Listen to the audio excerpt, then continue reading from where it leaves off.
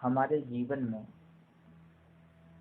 जब कभी कोई कर्म का फल या कर्म घटित होता है तो उस कर्म से जुड़ी हुई उसकी श्रृंखला में अनेक चीजें उत्पन्न होती हैं और वे सभी चीजें उस कर्म के इर्द गिर्द ऐसे घूमती हैं जिस तरह से यह सौर मंडल में सूर्य के आसपास सभी ग्रह। अब जिस तरह ग्रह घूम रहे हैं उसी तरह उन ग्रहों के इर्द गिर्द बहुत सारे उपग्रह भी घूम रहे हैं। तो कर्म एक सूर्य के समान है जिसके प्रकाश से प्रकाशित होकर जीवन उस कर्म की धारा के इर्द गिर्द घूमता है। कर्म एक सौरमंडल है अपने आप में, क्योंकि उस कर्म के द्वारा जिस तरह सूर्य के प्रकाश से यह सृष्टि प्रकाशित हो रही है और चल रही है, उसी तरह कर्म स्वतः अपने ही प्रकाश से अपने आप को प्रकाशित करता हुआ आपके जीवन को प्रकाशित करता है। अब कर्म जब सद्गति की ओर बढ़ता है तो उस कर्म का नाम धर्म हो जाता है। धर्म कोई अन्यत्र वस्तु का नाम नहीं, लेकिन कर्म जब कुमार्ग पर आगे बढ़ने लगता है तो वही असंगति हो जाती है कुमार्ग पे चलने की, तो उसे हम कुकर्म कहते हैं।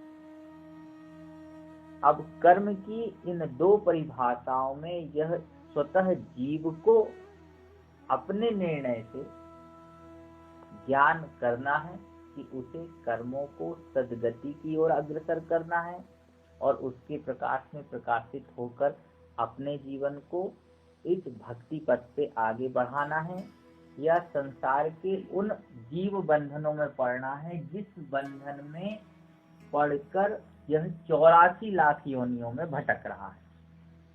क्योंकि भगवान स्वयं कह रहे हैं उत्तरकांड में, आकर 4,84,000 जौनि भिमत यह जीव अविनाशी, फिरत सदा माया कर फेरा, काल कर्म स्वभाव बन गया। यह कर्म है, काल रूपी कर्म। काल जो है सृष्टि का एक ऐसा तत्व जो ईश्वर थे उसके पहले भी था।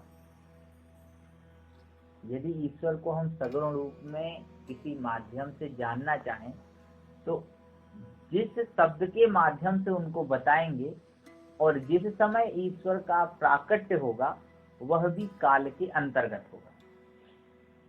क्योंकि जब इस सृष्टि में कुछ भी नहीं था तब मात्र एक चीज जो शेष थी वह थी काल।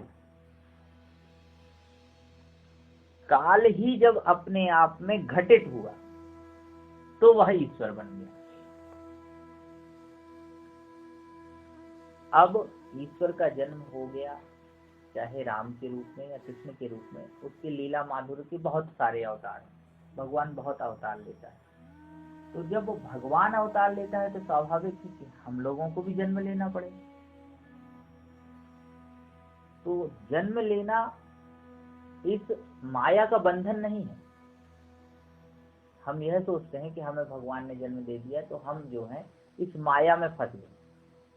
नहीं, भगवान ने तो उस माया से आपको छुड़ाने के लिए यह जन्म दिया कि तुम उस माया रूपी बंधन से छूट जाओ। तभी तो कहा गया कि बड़े भाग्य मानुष तन पावा, मतलब मनुष्य का तन आपने पा लिया तो आप उस माया के फंदे से छूट गए, 84 लाख योनि से छूट गए। अब आप सोचते हो कि हम फंस गए। आप अपने कर्मों को उस तरह से डिसाइड करते हो, उस समय से सोचते हो और पुनः उस 84 लाख योनि में पुनः फंस जाते। तो कर्मों की गति को न समझने के कारण इस तरह की गतियां बनती हैं। अब एक जीव का उद्देश्य यह हो जाता है कि हम किस तरह उस कर्म से पूर्ण रूप से अपने आप को बंधन मुक्त कर पाए। तो उसी उत्तरकांड में भगवान से भक्त प्रार्थना कर रहा है 13वें दोहे में, बार बार बर मांगहूं हरस देव श्री रंग। हे भगवान, मैं एक बार नहीं, 2 बार नहीं, जैसे बहुत सारे आख्यान और कथाएं हमने सुनी पुराणों में कि कोई दानव यदि तपस्या करता है और भगवान यदि प्रकट हो भी जाते हैं तो वो बलात् या हठ पूर्वक कोई वरदान मांगे कि हमें अमरता दे दो, तो भगवान वहां अमरता नहीं देते। कोई विधान नहीं है ब्रह्मा जी ने या विष्णु जी ने, उनके भैया कोई ऐसा वरदान मांग लो, अमरता तो नहीं दी जा सकती। तो कहे भैया हम इससे ना मरे, उससे ना मरे, यहाँ ना मरे, वहां ना मरे, 50 तरह की चीजें मांगता रहता है। कोई पुत्र मांग लेता, कोई धन मांग लेता, कोई ऐश्वर्य मांग लेता। भस्मासुर जैसे लोग ऐसे बोल देते जब तक हमारे सर पे हाथ न रखे कोई। तो कई तरह की चीजें अपन ने सुन रखी हैं इसी सत्संग के माध्यम से। लेकिन कहने का तात्पर्य यहाँ पे यह है कि वह ईश्वर जब प्रकट होता है ब्रह्मा विष्णु या शिव के रूप में, तो वो जो वरदान देता है उस वरदान में ईश्वर की ना कोई प्रसन्नता रहती है ना कोई अप्रसन्नता रहती है। आपने मांगा, उनका कर्तव्य है, तब के बल से वो वशीभूत होके आए थे मंत्रों के प्रभाव से, तो उन्होंने तथास्तु कह दिया। लेकिन यहाँ इस अर्धाली में तुलसीदास जी समझा रहे हैं कि यहाँ भक्त जब भगवान से मांग रहा है तो वह भगवान से कह रहा है कि भगवान 1 बार नहीं, 2 बार नहीं, 3 बार नहीं, बार बार बर मांगूं, क्योंकि मैं बर मांगने जाऊंगा कहाँ, किसके पास जाऊंगा।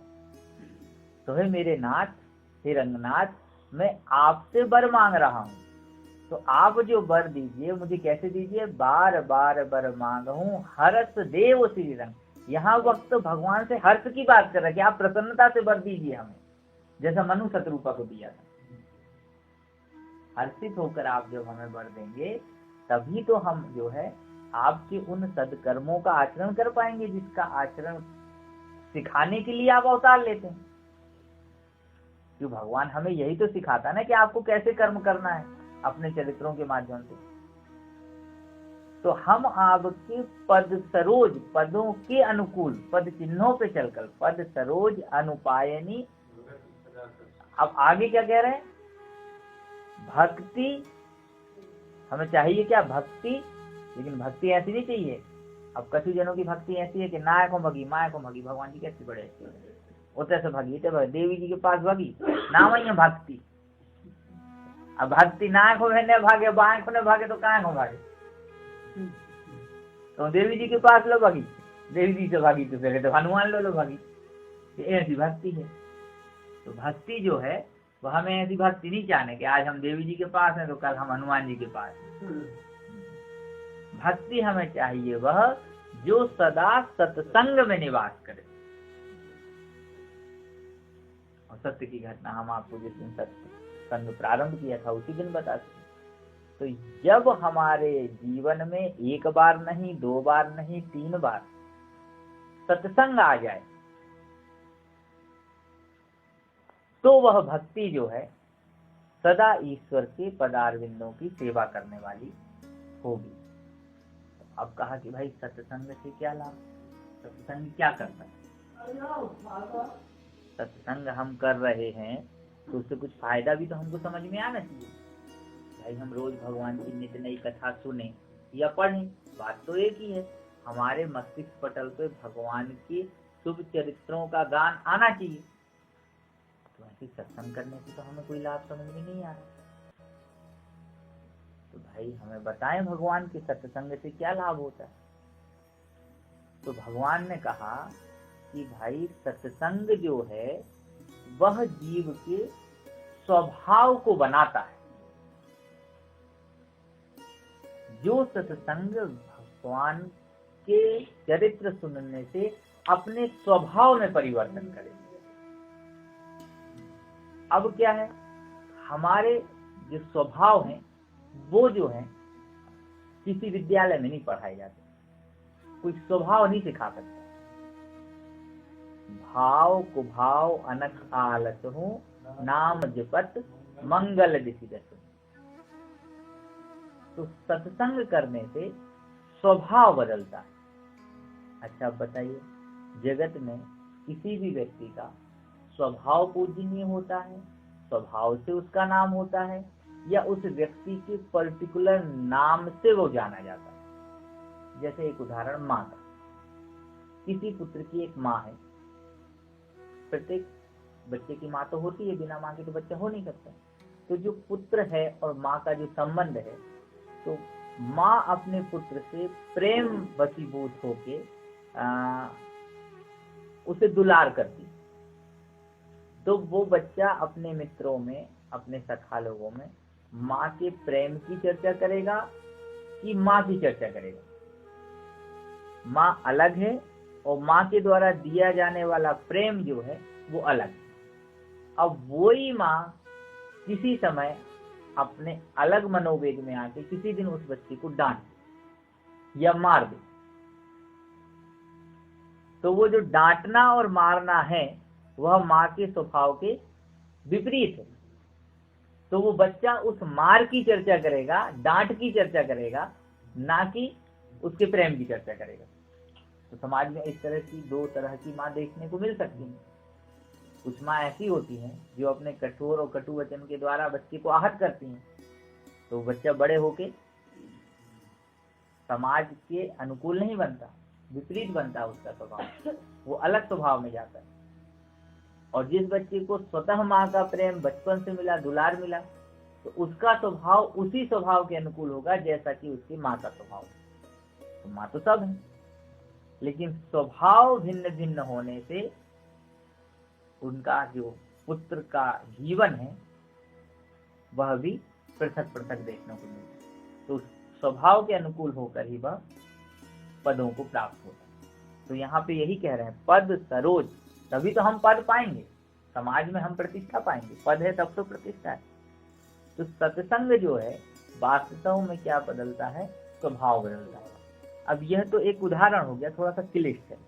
आपको एक सूक्ष्म कथा सुनाता हूँ जिससे ये पूरी की पूरी बात आपको उस चरित्र के माध्यम से समझ में आ सके। एक बहुत सुंदर राजा जो है किसी काल में निवास करता था भारत भूमि में, जो विंध्य पर्वत के निकट थी।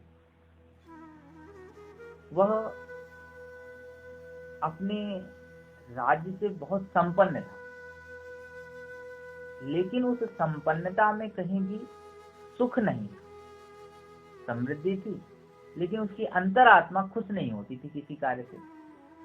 तो उसकी जो पत्नी थी, वो पत्नी माँ विंध्यवासिनी की उपासना करती थी। तो वह अपनी पत्नी की कभी किसी कर्मों के द्वारा कुछ हर्ष को प्राप्त हो जाता, लेकिन तुरंत किसी न किसी ग्रहों के प्रभाववश या उसके पूर्व जो कर्म रहे उसके विषय उसका मन जो है खिन्न हो जाता। किसी भी कर्म करने वाला कितना ही बड़ा काम करे, कोई भी बड़ा आयोजन हो, भले किसी देश से विजय भी कर ले वो, लेकिन उसका मन तुरंत उस प्रसन्नता की कुछ ही क्षणों बाद दुख को प्राप्त होता था। तो एक दिन उसने अपनी पत्नी से कहा कि तुम तो माँ विंध्यवासिनी को जानती हो, इतनी उपासना करती हो, तो उनसे कहो कि वो मुझे दर्शन दे, तुम्हारी कही तो वो बात मान जाएंगी। तो रानी ने कहा कि राजा, माता की दर्शन करने के लिए हमारे लिए अपने जो स्वभाव है इसको बदलकर त्याग की प्रवृत्ति को लाना होगा जीवन में, और आपकी प्रवृत्ति त्याग करने की है। अनेक देशों को जो है आपने अपने अधीन कर रखा है। तो राजा ने कहा ठीक है, मुझे माँ के दर्शन करने के लिए क्या करना पड़ेगा? तो उन्होंने कहा कि आप त्याग करना पड़ेगा। तो राजा ने जो है पूरा राजपाट जो है सब कुछ त्याग कर दिया। त्याग कर दिया, लेकिन उसके बाद भी स्वभाव में परिवर्तन तो हुआ नहीं था। तो माता के दर्शन तो बहुत दूर की बात थी, राजपाट था तो चला गया। अब कोई एक सत्संगी उसको मिला और उसने बताया कि भाई रानी के कहने पे हमने ऐसा ऐसा किया और हमें लाभ नहीं मिला। तुमने कहा अरे रानी के कहने पे किया आपने किसी योग गुरु की सलाह ली क्या? नहीं, हमने किसी गुरु की सलाह नहीं ली। पहले आपको सबसे पहले गुरु खोजना चाहिए। जब तक आप किसी गुरु के पास नहीं जाएंगे तो आपको माता का दर्शन नहीं होगा। ठीक है भाई, गुरु के पास जाना चाहिए। गुरु के पास जब पहुँचे उस समय जो विंध्य पर्वत में श्रेष्ठ गुरु थे, उन गुरु से जाकर उन्होंने कहा कि मैं माँ के दर्शन, ईश्वर के दर्शन करना चाहता हूँ और उसके लिए मैंने अपना पूरा राजपाट वगैरह सब छोड़ दिया है। तो राजपाट छोड़ने के बाद भी मुझे दर्शन नहीं हुआ। उन्होंने कहा ठीक है, आपको भगवान के दर्शन होंगे, लेकिन आपको जो है कुछ वर्ष तक, कुछ समय तक आश्रम में रहना पड़ेगा। तुमने कहा कितने समय तक रहना पड़ेगा? तुमने कहा इसकी समय सीमा तो नहीं बता सकते, लेकिन हाँ 6 महीने साल भर तो कम से कम रहना ही पड़ेगा। ठीक है। तो कहा भाई मुझे क्या करना पड़ेगा? कहने कुछ नहीं, जैसे सभी सामान्य लोग यहाँ पे रहते हैं सेवक की भांति, वैसे राजन आपको भी सेवा की भांति रहना पड़ेगा। ठीक है। अब राजा ने जो है सेवा स्वीकार कर ली और उस आश्रम में रहने लगे। तो उस आश्रम में रहते रहते राजा सेवा करें तो गुरु जो है नित्य नए उनको सेवा जो है वो कठोर से कठोर करते जाए। तो सर्वप्रथम जो है उनके लिए कार्य सौंपा गया आश्रम में झाड़ू लगाने। अब चक्रवर्ती सम्राट विंध्य पर्वत का राजा, और उसको जब उन्होंने झाड़ू लगाने को कहा, थोड़ा तो अहम रहता ही है राजा को। तो 1 दिन हुआ, 2 दिन हुआ, 3 दिन हुआ, थोड़ा थोड़ा करके हम हल्का हुआ।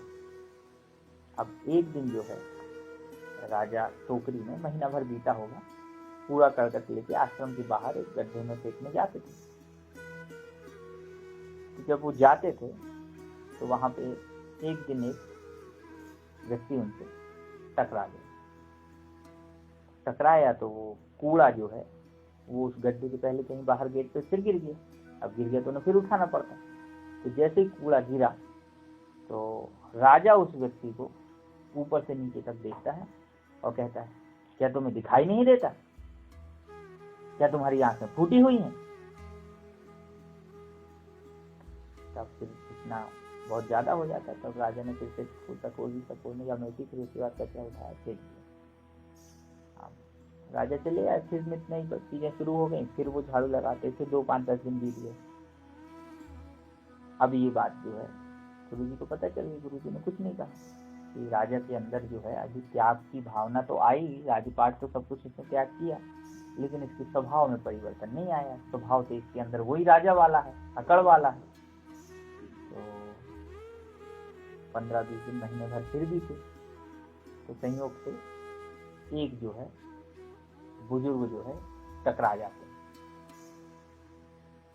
अब वास्तव में वो बुजुर्ग थे कि कौन थे ये तो मैं नहीं जानता, लेकिन उस दिन राजा ने जो है टोकरी से जब सब कुछ गिर गया तो अपनी आंखों के माध्यम से उस बुजुर्ग को इतनी तीक्ष्ण व्यक्ति से देखा कि जो वाणी ने नहीं कहा उससे कहीं ज्यादा उस आंख ने कह दिया।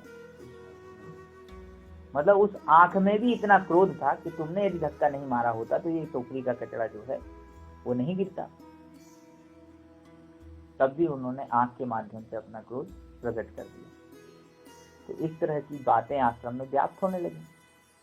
तो वहां रहने वाले जितने भी लोग थे उन सभी लोगों ने कहा कि भाई राजा जो है वो चक्रवर्ती हैं, गुरुवर, इतनी कृपा तो इनके ऊपर करिए कि इनको थोड़ा सा काम आप कम दिया करिए राजा भाई।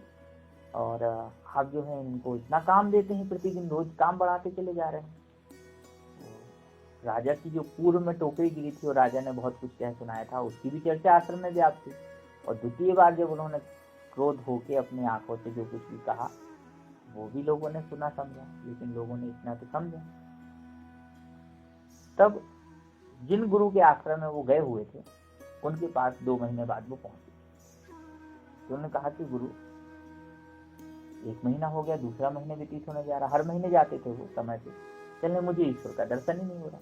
तो गुरु कहते थे हाँ हो जाएगा, तुम्हारे जीवन में जब सत्संग आ जाएगा, जब तुम्हारा स्वभाव करते हो तुम्हें ईश्वर का दर्शन भी हो जाएगा। अब तीसरी बार जो है स्वयं गुरु या भगवान ने पुनः परीक्षा लेने की दृष्टि से यही प्रक्रिया उत्पन्न की और ऐसी व्यवस्था बनी कि जैसे ही वो टोकरी लेके कचड़े की निकले, सब झाड़ झूड़ के, पूरा आश्रम झाड़ने में तो 4 बजे से उठना, झाड़ना, पत्ते अत्ते सब वो सब टोकरी में इकट्ठा करना, 1.5-2 घंटा, 3 घंटा, 5 घंटा लगता ही होगा। निकले अब उसी दिन जो है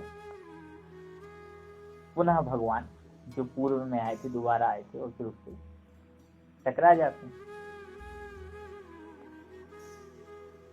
तो जैसे ही भगवान उससे टकराते हैं, या वो भगवान के टकराने की प्रक्रिया हो या वो उसके सेवा का फल।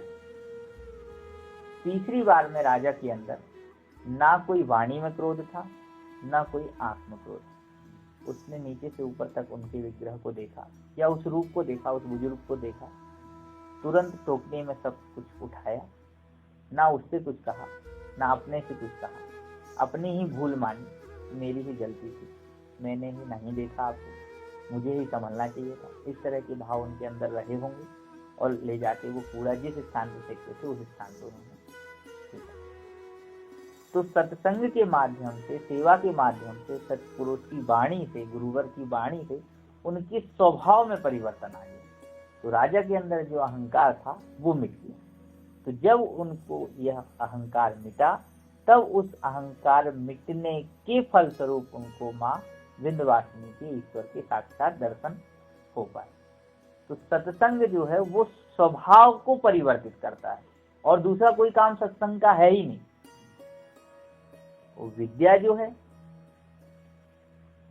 विद्या विनय को देती है, लेकिन आजकल की विद्या में कहीं विनय नहीं। मामा जी बोलते हैं विद्या ददाति विनयम।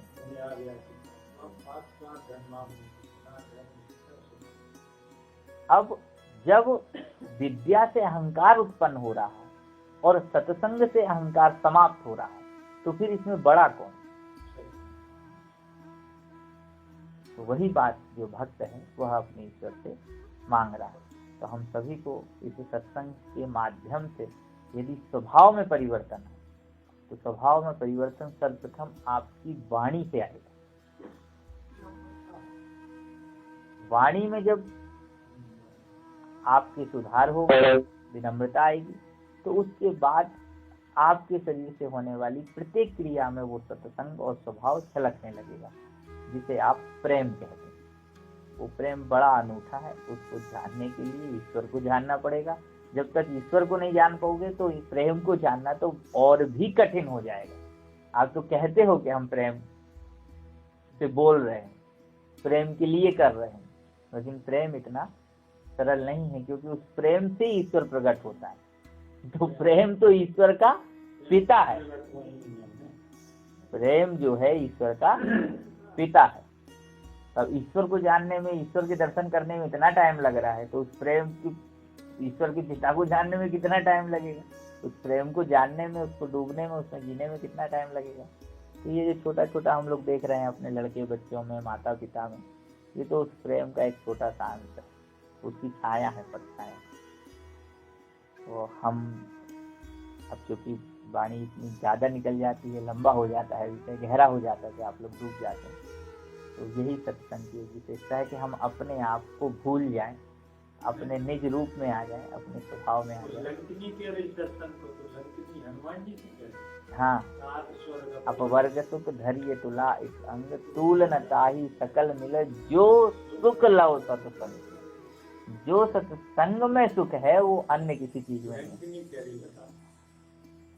एक दाना हो गया